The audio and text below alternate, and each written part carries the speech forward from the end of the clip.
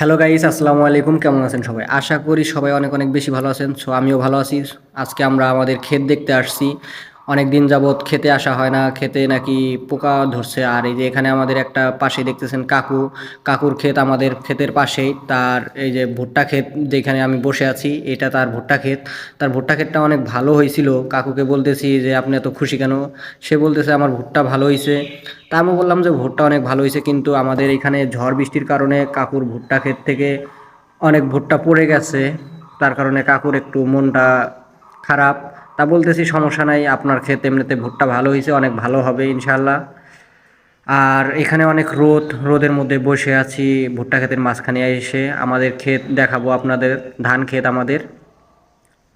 আপনারা সবাই আপনাদের গ্রামে যাদের ক্ষেত আছে তারা ধান ক্ষেত দেখতে আসবেন। পোকামাকড় ধরে অনেক রকমের।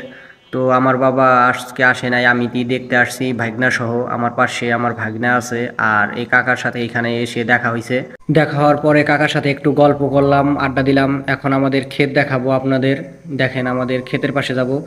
ক্ষেতের পাশে আসার পরে ড্রামের ওষুধ শেষ হয়ে গেছে, তাই ভরে দিচ্ছি ভাইয়াকে। ড্রামটা উঠিয়ে দিয়ে তারপরে আমরা আপনাদেরকে ভালো করে আমাদের ক্ষেতটাকে দেখাবো। আর ওষুধ দেওয়া অতটা কঠিন কোনো কাজ না, তারপরেও আপনারা চাইলে দিতে পারবেন। আর হালকা পাতলা একটু কাজ কাম করলে শরীর ভালো থাকে। তা আমরা গ্রামে থাকি, আমরা হালকা পাতলা কাজ করেই থাকি প্রতিদিন। কাজ না করলেও আমাদের কাজ করতে হয় হালকা পাতলা। আর আপনারা যারা শহরে থাকেন তারা তো শহরেই থাকেন, আর গ্রামের পরিবেশ অনেক ভালো। যাই হোক, আমরা এই যে এখন আমাদের ক্ষেত, এই যে এটা আমাদের ক্ষেত। ওই যে ভাইয়া স্প্রে করতেছে ওষুধ।